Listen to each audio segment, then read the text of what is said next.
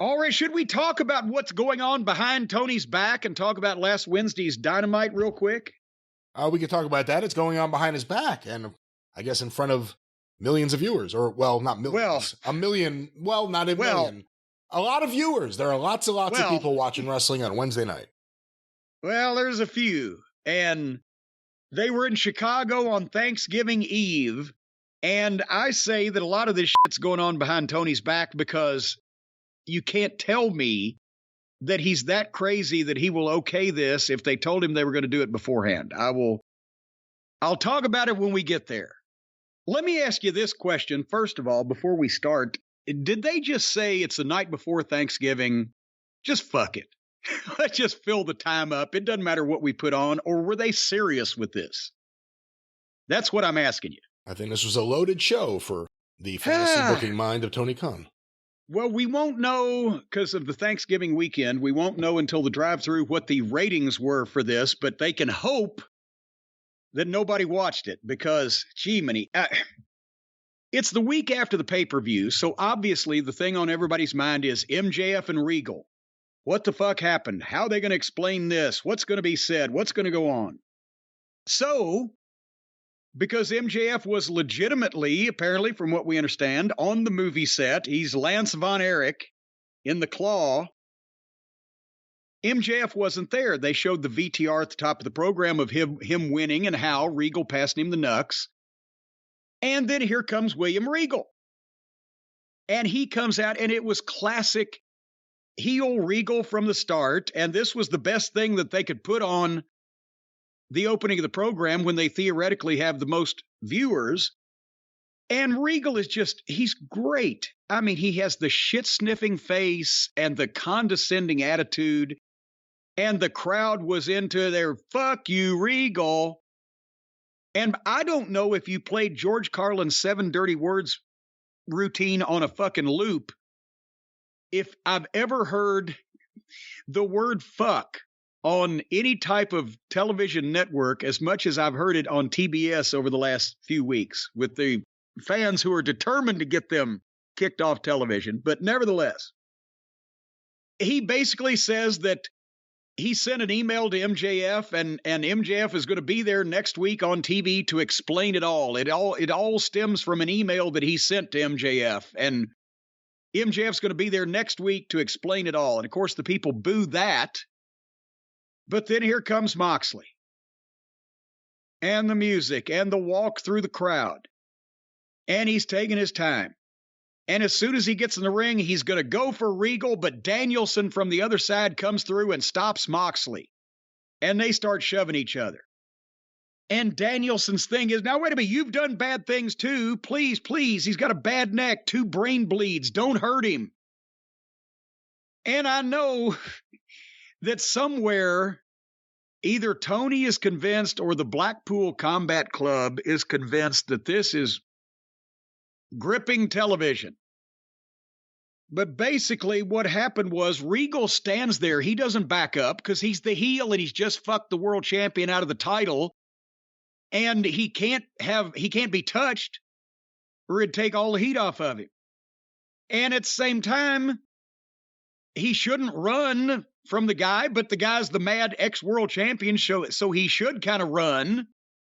Except Danielson, Moxley's friend and partner, loves William Regal and is talking Moxley out of beating up William Regal and slapped Moxley and then said, I'm sorry. And the story of why Danielson is trying to tell Moxley not to hurt William Regal is because when Danielson actually said, when my father had your struggles, I guess with alcohol or whatever, that was not stated. The only person who could teach me was this man, pointing to Regal. I was able to love my father because of this man. And the crowd starts chanting bullshit. And actually, I wanted to join them. And Danielson says, I love William Regal. And so Moxley, his cold black heart was touched by this. And he says to Regal, Moxley does, I only want one thing from you. I want you to run. Oh, Regal doesn't make any goddamn move at all. And then he says, far away and never come back. Walk and keep on. So what is it? Is it walk or run? First it was run, then walk. And finally, Regal backed out and slowly walked away. So what they did in this segment was they took some of Regal's heat away, they buried Moxley, and they turned Danielson heel. Explain to me how that this couldn't have been done by having Moxley and Regal on VTR from the movie set or wherever, saying, hey, we're on a movie set and we're going to be back next week to explain this. And then have Moxley come out and cut a promo saying, I'm going to kill William Regal when I see him, and have Danielson come out and stop him with the same story if you've got to tell that story. Because then Moxley's not standing there with his dick in his hand while Regal's standing there not running or doing anything. And Danielson doesn't have to tell this story that didn't get over with the people to begin with, while the guy they want to see get his ass kicked is standing there in the ring. I mean, did everybody look like a putz here in some respect or another? Absolutely. It made no sense. None of this makes any sense. And I actually, and maybe I'm wrong, and we'll see this week, we'll find out this week, there's a chance that was the last appearance of William Regal in AEW. I know that sounds crazy, but there's a chance of that. He's going back to WWE. If that was the soft exit they gave him to appease his friends like Moxley and himself, then fuck all of them. Because that was bad TV, it made no sense, and it furthers nothing. Now, if it leads to him coming out next week with MJF, and they do something other than something with Moxley, it'd be great. But Moxley has to get even with Steven Regal or William Regal. I mean, the booking of this whole thing makes no sense. That's why I kind of think it feels like some sort of soft exit that was thrown together at the last minute. It doesn't feel, it makes no sense. Well, whether MJF's there or not. Solomon Grundy and I, last week, I believe it was, on one of the programs we did without you, we were talking about Triple H and Regal had been close for years, and Regal had all kinds of responsibility in Triple H's NXT and in anything he's had anything to do with, and now Triple H is on a spree bringing back everybody that was let go by his father-in-law, and you can't tell me that he wouldn't want Regal. Whether he could have him or not, you can't tell me you don't want him back. And we were talking about, Brian Solomon and I were talking about, well, how long was his contract? Was it, he came in about a year ago, was it a year? Was it longer? Or potentially, is he wanting to get let out of it? Who knows? But now that they've done this, they've got an opportunity to have Regal, who's got heat with these people, get even more heat on MJF. But if this was, okay, you've served your purpose, but we know where you want to go, so we'll just let Moxley scare you off. Then how does that help MJF in any way? How does it help Danielson in any way? It doesn't. Danielson looks like a fucking putz for coming out and taking up for the guy that everybody wants to see get the shit kicked out of him. Moxley nobody should touch Regal yet. That's why you shouldn't have had the situation where Moxley had the ability to touch him if he'd have wanted to, till Danielson talked him out of it. And I just the whole fucking thing. Where were Claudio and Yuta? Yeah, where was Useless? They've been a part of every single segment. All of a sudden, they're not involved with William Regal now? You've got a scary track record, Brian, is all I'm going to say, of being right lately. And so if you are on this one, but there could be something good here. But if Regal's decided he wants to go back to the promised land and get out of Romper Room, that would be a way out. Hey, if Moxley's mad at Regal and he's going to confront him in the ring, how about you come out without your fucking music and your whole entrance? How about you show that you're mad instead of you show that you're going to do the same fucking promo you always do? No, because it would kill his whole career if he didn't play Wild Thing and come out through the people. The best is, remember when they didn't get the right Wild Thing and they had the Trogs, the original version everyone loves, and Moxley's in the ring while there's a flute solo? Nothing will ever beat that. I mean, do you understand what I'm saying? It feels like coming out of that pay-per-view, if MJF was not going to be there, out of all the things they could have done, this is the one that doesn't make any sense. Anyway, you dice it doesn't make sense, what happened here with Regal and Moxley. Well, nevertheless, we'll find out more next week. Renee Moxley Good was with Keith Lee and asked him, "Where's your head at, Keith?" And Keith Lee took a deep breath, and then Swerve walked in from 2 feet away, because that's the whole thing. They've broken up now. This long-lasting team. They were together, 2 months? Jesus. Nothing, a few months. Well, maybe 3 or 4 months. They got matching gear in the last couple months, but they were together a little longer. Yeah, they had time to get matching stuff made before they broke up. But anyway, he can't answer because Swerve walks in, even though he's obviously been standing there the whole time off camera. And Renee Moxley Good just and walks away. And Swerve takes off his glasses. And Keith Lee takes off his warm-up jacket, and Swerve reaches out and puts his hand over the camera lens. But there's still a microphone on, and he says, "Let's talk." And Keith says, "Okay." And they're out. That was it. Then we come to the next match for the A&P Championship, Jake Hager against Pockets. Seriously.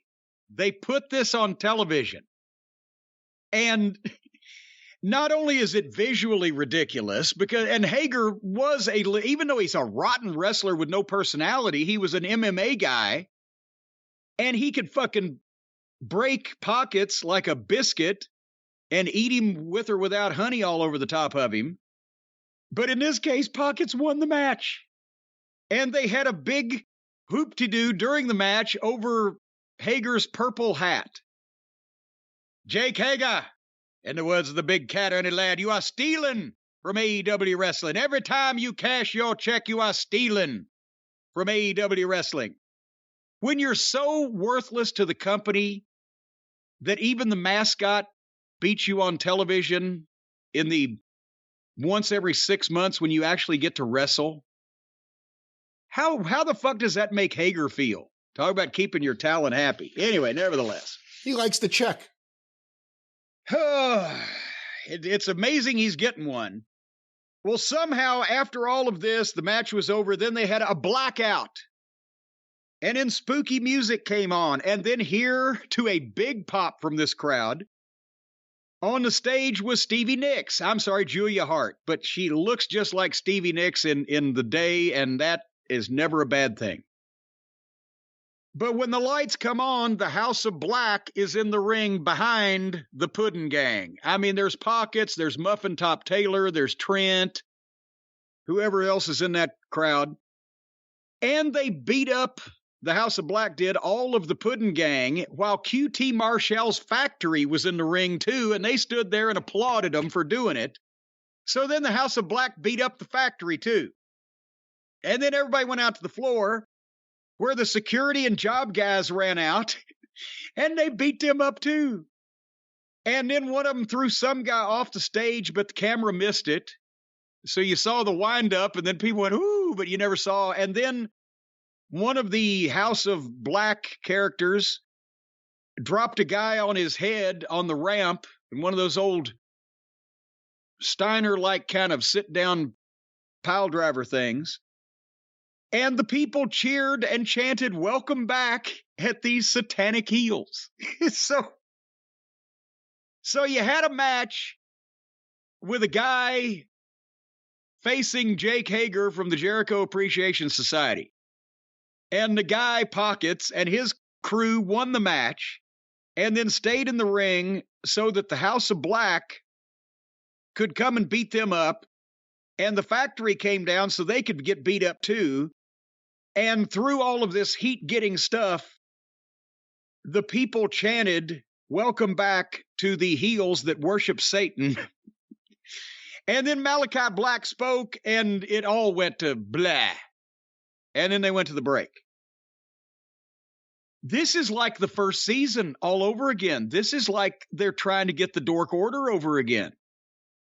Well, like you said, everyone gets a big pop on their first night back.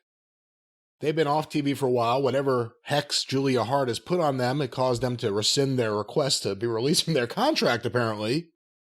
And we'll see how long this lasts. They've been involved in so much bad shit, so much missed, so much crap promos, just a crap stable, and now they're going to feud with the best friends. So at least I know what segment I can fast forward.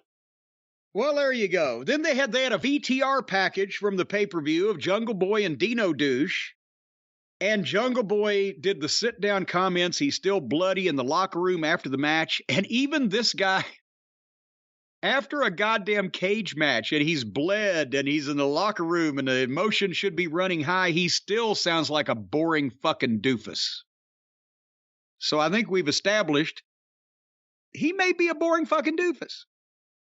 So, then they had the tournament final for the title shot that whoever wins the tournament is going to face MJF on December 14th. Winter is coming. They should have made it the 21st. That's the official winter solstice. And the tournament final was the other page. Well, it's winter is coming, not winter is here.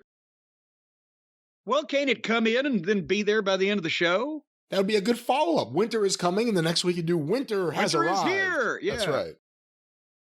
Well, it's a cold match anyway. The other page against Ricky Starks. And, I don't know what the fuck they've done with Starks. The back and forth and hither and yon, and he was hurt and he was well and he was hurt again and he got beat, and Hobbs, his friend Hobbs turned on him, and they had 2 matches. I think, didn't he lose both of them? And then now Hobbs is mad at Samoa Joe and Wardlow for some reason. I don't fucking know. He lost the first one. Didn't he win like the street fight? That was the second one? They were both, for whatever reason that we could not determine, anticlimactic matches. Yes, that is true. Well, Starks won this one, so now he gets the title shot. And they did some ridiculous bad comedy with Jane Cargill and the baddies and Mark Sterling. One of the baddies was fired by the lawyer. Kiera Hogan. Yeah, she's no longer required because she didn't live up to her baddie agreement. Quite frankly, she was the best one for the whole Jade show that comes out there. She was the little one that could get the heat and take the bump. So big mistake. Well, I'm not sure that's going to be the only mistake they make so far tonight. All right, the one everybody was talking about up next. We hear the strains of Kansas. And it got big boos because they're in Chi-Town. They're in Chicago, and here come the douchebags. I mean, the EVPs. The EVPs in the best of 7 series for the 6-man tag team title. Twinkle Toes and the Buckaroos with Don Fallis and Knock It Off and Cutlet against the Bermuda Triangle, Penthouse and Felix and Pac. And I mentioned last week, I call them the Bermuda Triangle because they're always lost. And we're expected to see another one of these. They're going to do this, apparently, 5 more times. So as soon as these knuckleheads get in the ring, it's Chicago, the CM Punk chants break out. So Kansas gets turned way up. The announcers start talking to where as soon as somebody finishes a sentence, by the time the period is implied out of their mouth, the other announcer is jumping in. The music crossfaded quickly to the Bermuda Triangle's music. And they got them in the ring, and for the rest of the match, the crowd audio was way down. The announcers were up and trying to cover up for what might take place. And again, I'm not even going to talk about the match because I didn't watch it, because why? It's the same fucking thing. But when you zip through it, you see further evidence that Tony has lost complete control of this whole situation. There's Matt Buckaroo vaulting over the top like the buckshot lariat, but when he lands, he falls on his ass and sells his foot. Oh, golly, like CM Punk did. And then the camera caught him, and a fan camera caught him even better. They got a little section of their Buckaroo fans to start chanting "fuck CM Punk" even in Chicago, so that one of them was down there on the floor leading those chants saying, "Come on, come on, come on, it needs to be louder." And we've talked about this before with the Cabana thing, bringing Cabana out of goddamn nowhere to wrestle Jericho so Jericho can laugh and say he got one over on Punk with all the fucking backstage maneuvering he's been doing trying to get Punk out of there. And now the Buckaroos are pissed off because they got their asses handed to them. And which one got his eye closed up and which one just got his bell rang? I can't remember. Nevertheless. The eye closed up was Balding Buck. Okay. The older one. Sockeye Buck. Sockeye Buck. What they're going to do, Tony Khan has not extricated himself from this situation. He has still got a valid contract with CM Punk that not only says he's got to pay him a certain amount of money, but I'm sure there's royalties for merchandise. There's all that stuff in there. They got a video game coming out. And I saw that somebody said that maybe they're going to take Punk's picture off the cover. Well, how hard is it to take a motherfucker out of a video game once he's in it? Or do they still need some type of relationship to not screw up other things?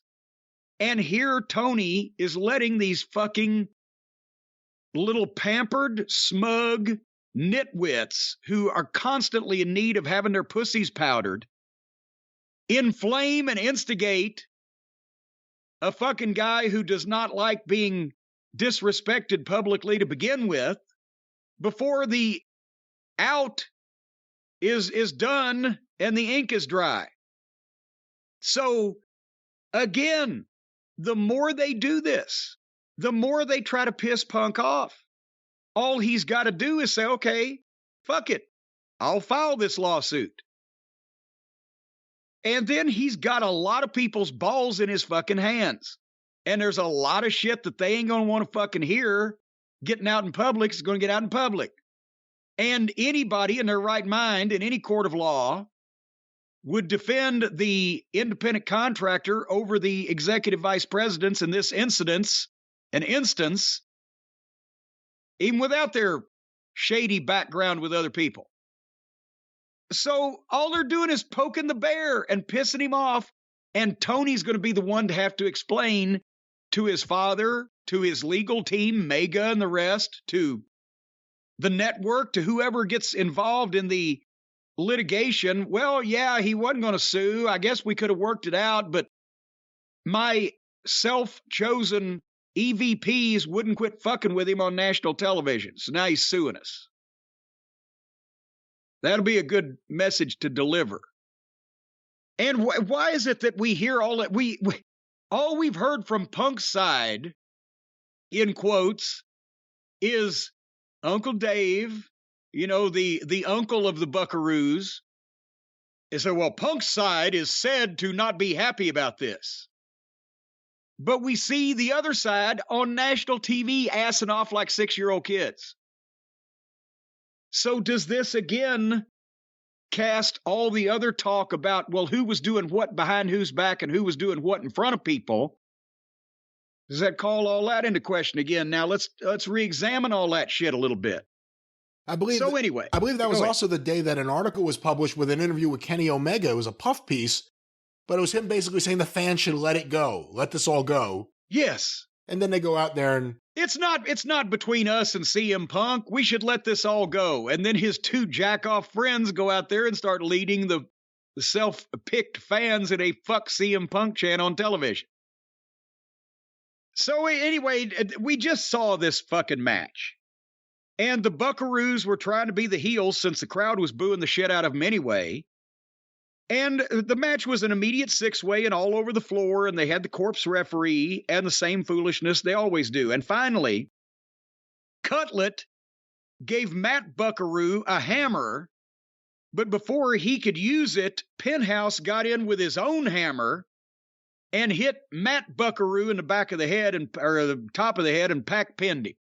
So now the EVPs are down 2-0 because they're trying to babyface themselves by saying, "Oh, we don't mind doing jobs as long as somebody hits me in the head with a hammer first." Yeah, to our only friends who are willing to work with right now.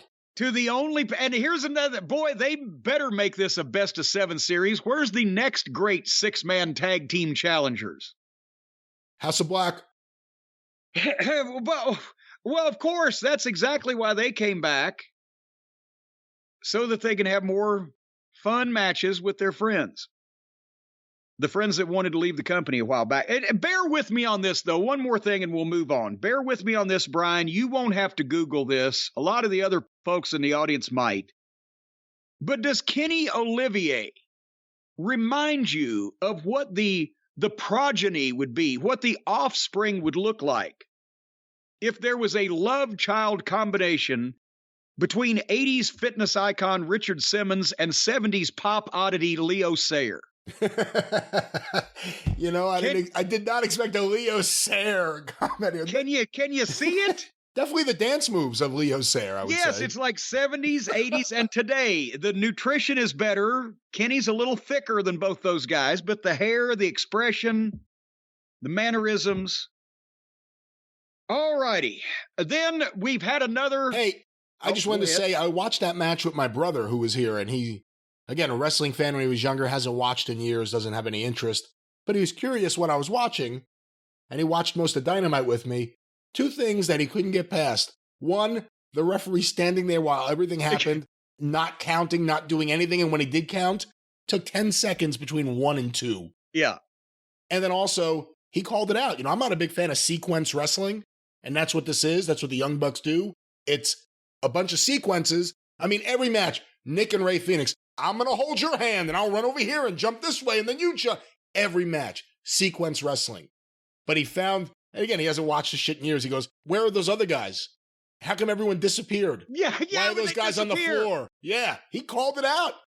Everyone waiting for their spot to run in and do the sequence. It looks bad to someone who doesn't watch. Hey, in MLW, Penthouse and Felix were there, right? And I saw them do this live for the first time, and now apparently they do it in every match, but they will do that double team thing off the top rope where one guy stomps, the other guy is holding him or whatever the fuck, boom, and then the guy that did the stomp or whatever off the top jumps up, hits the ropes, and runs and dives out of the ring onto somebody that just happens to be standing on the floor in the right place, right? Every fucking time. And the first time I saw him do it, they're not even smart enough to realize they step on their own finish. That was the double team move was their finish. Boom. And as the guy gets up and goes to cover the guy that they flattened, the other guy hits the ropes and does the dive. Well, the camera's following the dive and they missed their own finish. And then I said, well, certainly they'll never do that again. They do the same goddamn thing every time. Hit this move, guy hits the ropes, dives out on the floor on some guy that just happens to be standing in the right place. And everybody follows that. Nobody sees the pin or the whatever the fuck they're doing with the other thing. But it's got to be, if you watched wrestling 20 years ago and then have not seen any of it, anything since then, and you watch something now, I think everybody can agree on this, regardless of whether you think that the shit these days is any good or not. Whoever was watching from 20 years ago hasn't seen anything and then watches this today their only response can be, what the fuck is this? That was it. What the fuck is this? That was pretty much it for several segments on the show, including this match. Jim, let me ask you this just to throw this out there, because there are now fans saying it, so let's get your take on it. The Bucks featured the Fuck CM Punk chant in the latest episode of their YouTube show. They led the chant here during the match. They mocked the buckshot lariat. Yeah. Omega bit the arm of whoever he bit the arm of. Oh, yes. One of the opponents, he bit his arm. The fans that think this is building up the return of CM Punk with another, let's say FTR or someone, but CM Punk at least to feud with the Elite. What are your thoughts on that? Well, it would be business. If they had that lined up, laid out, then all this would be perfectly acceptable. And wishful thinking would indicate, that everybody would want to see that, right? Oh, yeah, everybody gets back together. We have this big program. It draws all kinds of money. But what you are overlooking is the fact that these fucking douchebags don't want to draw money. They don't want anybody to jeopardize their position, their company, their revolution, their movement. If anybody gets over or is more important than them or shows people that their wrestling is shit and that people still in larger numbers react to shit they can understand, that's bad. And that would have to, you would have to assume that the Buckaroos and Twinkle Toes were willing to work with a guy like Punk, who they've had heat with, or that Tony would be willing to deal with a guy that's told him to go fuck himself or whatever. Now, I know people are saying, well, hey, Vince McMahon has put the WWF title on a dozen guys that said fuck you to him or whatever, right? Before that. Yes, because Vince was all about business. This is not business. This is fantasy booking by a billionaire boy child and the incredible windfall that these self-trained, self-important, self-indulgent nitwits have fallen into by getting said billionaire boy child to fucking fund their goddamn vision of what this fakakta wrestling is. And it ain't working because they're in the same place they were 3 years ago, but they've had tons more bad publicity. Ticket sales are going down. Ratings are going down. Everybody's getting in a fight backstage. And the only people in the locker room that have the pull with Tony to get him to do anything are the ones that are protecting their spots at the expense of everything else. The show, the program, the promotion. The show, the program, the business, everything. So, yes, in a perfect world, this would all be a work, but it's not. And it's not going to be. And they don't have it in them to call Punk and say, all right, let's put this fucking behind us. Let's make some money. And to be honest, besides the same group of people, you could probably get Punk and Olivier if people thought there was goddamn real legitimate bad feelings, which there is. You could probably get a pay-per-view out of them. To have Punk in the same ring with the Buckaroos would just be bringing him down to their level. There's no money to be made there anyway, because the only people that would care would be the same people that's already watching the show. I think there are people who would pay thinking the idea they would love to see CM Punk get his hands on the Bucks. Because if you really think about it, even when they lose matches, no one ever gets their hands on the Bucks and just smacks them around and treats them like shit. I don't know. I think that anybody who dislikes the Bucks that bad would probably think, well, he already beat him up and for real and in a locker room, and why should I pay to see it again for a work? But there's no way. If you noticed, I'm sure everybody did, CM Punk and neither of the Buckaroos ever crossed paths on camera during his entire time in that promotion. Right? The only thing I saw is apparently, and I think it must have been on their little YouTube show, when CM Punk debuted, they did a video of them making mocking faces of the reaction to CM Punk. Yeah. Backstage. That's the only thing I know of. Well, yeah, because that's where they were back doing their little YouTube thing, and he was doing the real television program. But there was never any interaction because I'm sure that right off the bat, Punk said, I'm going to work with serious talent. There was never any interaction with Olivier either. But I'm not saying that if people knew there's real heat and then they could get him to work, that might be interesting. And if Olivier is able to listen and do as he's told and be led, probably have the best match he's ever had with Punk, because he wouldn't be doing all that fucking cheerleading routine bullshit. But I don't see any way in the world that Punk ever gets in the ring with the Buckaroos for any reason. working, shooting, or anything else because nobody would give a fuck. It would be ridiculous. Look at them and look at him. Nevertheless, speaking of, go ahead. Forget it. What? I was going to say part of the problem is we haven't heard CM Punk say shit. Everyone's, CM Punk's side says this. CM Punk hasn't said anything. And I was going to say, why doesn't he just come out and say what's going on? But I realize he's still an employee. He's actually still confined to his contract too. Yeah, and I don't believe they're making any inroads to a successful resolution when the guys that he's already beat up once are out there making fun of him on fucking television. Because Tony's either going to have to pay him this money or he's going to have to bring him back and let him work.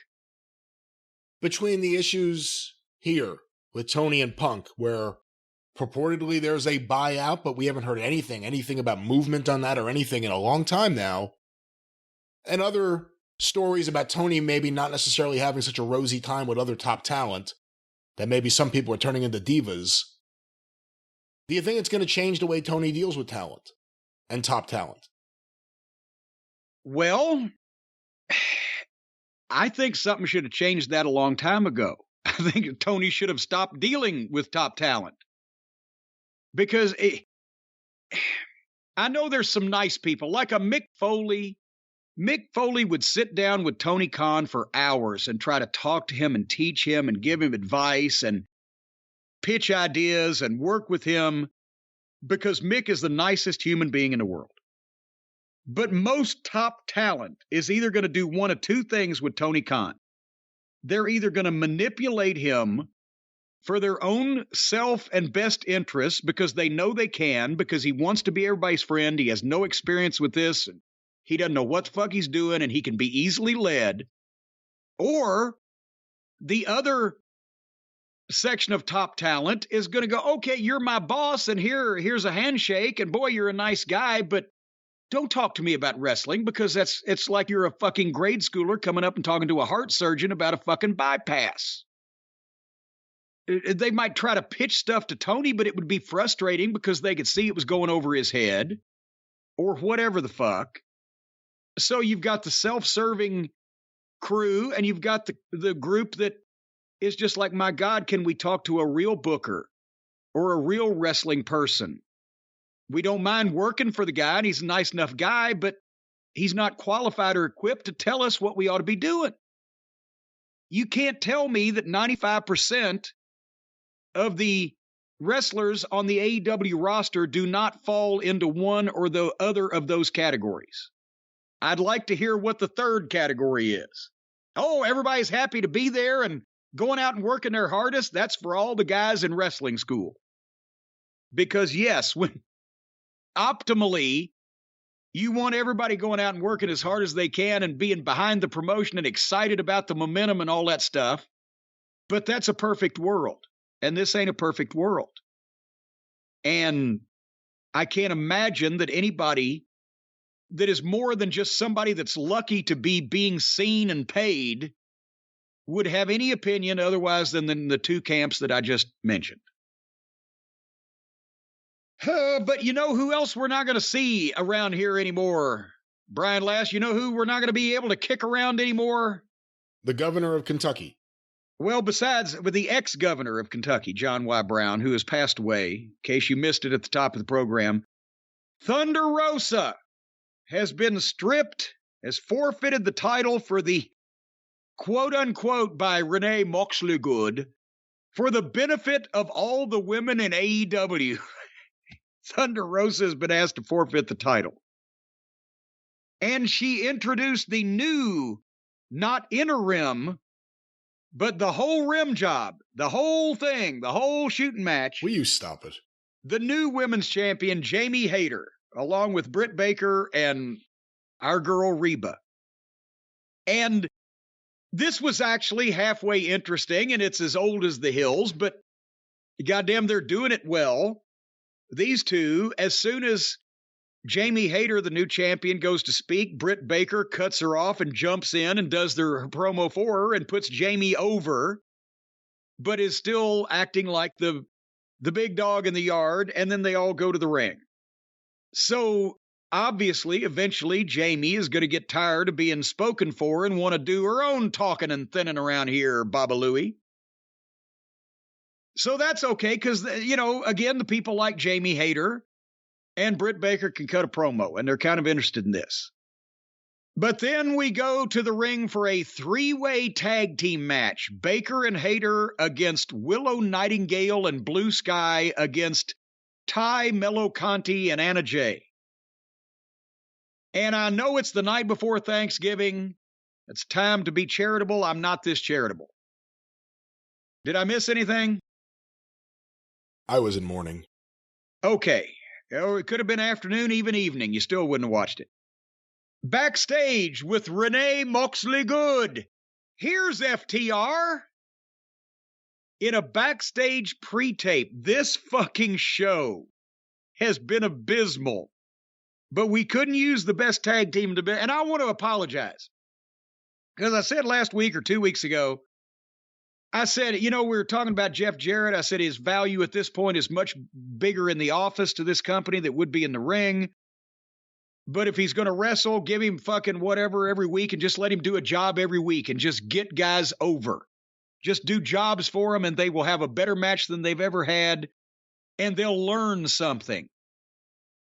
But I said at the time also, I said, because Jeff Jarrett is the best worker, talking about psychology and actual pro wrestling work on the whole roster, I forgot that was an error.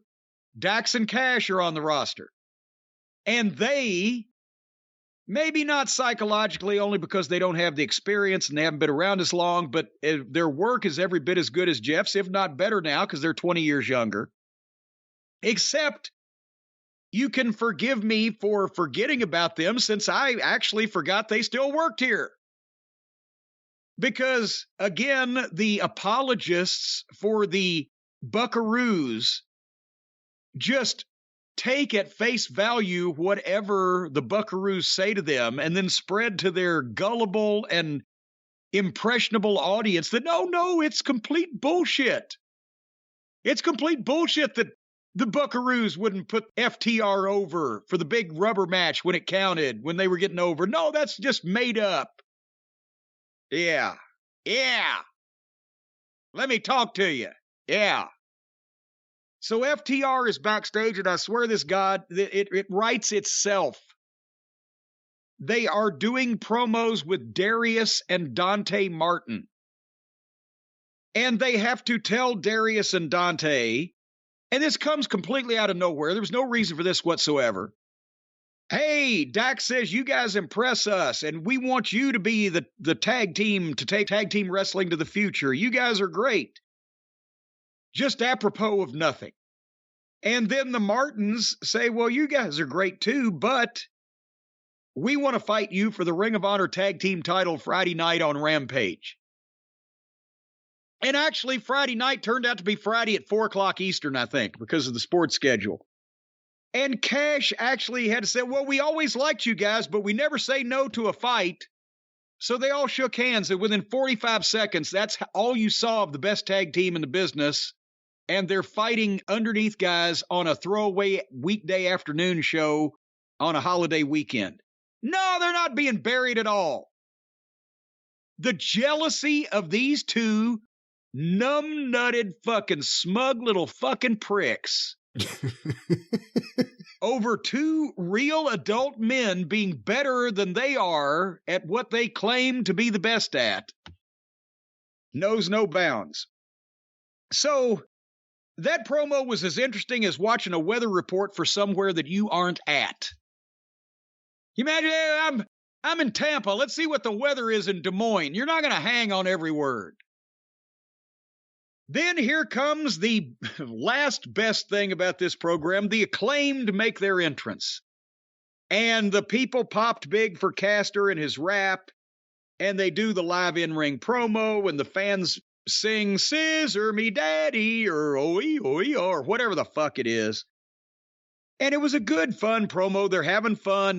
They're silly, but they're silly with each other. They're not silly with their opponents. They're not silly with people that they're supposed to be mad at. And finally, Billy unwraps his fingers that have been they've been maligned by Swerve and his pliers, and they go to scissor. And then on the screen, suddenly Sanjay Dutt and Jay Lethal and Zippy the Giant Pinhead and Jeff Jarrett interrupt. And Jeff Jarrett tells the Acclaim to watch their backs. And then Billy says, well, I still got some pull around here, so get those assholes off our screen. And then they scissored, and the music played, and they all left, hugging fans on the way out. The one time they dangle something, watch your backs. Okay, so as soon as they scissor and then get out of the ring, they're walking around ringside. I'm expecting somebody to come over the rail from behind their backs. They just walked out. They keep doing this thing, and it's already tiresome, where Jay Lethal and the other two numbskulls start doing their promo, and then Jeff Jarrett just walks in the middle of it. I don't know if you heard it, but it was pretty loud. The TNA chant. As soon as he appeared on the screen. And that's exactly what I was afraid would happen, and that's exactly what's happening. Jeff needs to be in the office refereeing instead of in the ring wrestling. In the office refereeing. Yes. And then finally, it's time for our main event, ladies and gentlemen, for the Ring of Honor World Title. How many weeks is this in a row now that Jericho has manipulated himself to get a main event and or a solid win, sometimes both at the same time, on this television program when other people go months and months without having 2 weeks in a row where they get a win? And this time it was Chris Jericho versus Tomohiro Ishii. All right. I'm against Jesus Christ. And like I said, remember, I said weeks ago, this is an excuse for Jericho to beat somebody on TV every week. And here now it's going to get interesting. Who will he lose to eventually and how? Or will he? Or if he does, will it benefit his next program more than the guy that wins the thing from him?